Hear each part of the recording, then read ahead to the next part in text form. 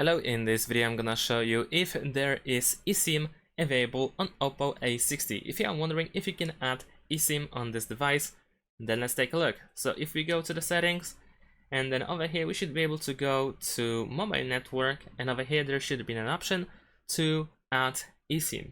However, we only have options related to the SIM cards that we add to our device, of course the physical SIM cards. And there is no option to activate eSIM. We can also go to, let's say, about device, and then over here we should be able to find some information about eSIM. So for instance, in status, over here we have SIM card status, we have information about SIM1 and SIM2, but there's nothing about eSIM. So eSIM cannot be added on OPPO A60. You cannot use eSIM on OPPO A60. Thanks for watching, leave a like and subscribe to my channel, and see you in my next videos. Bye!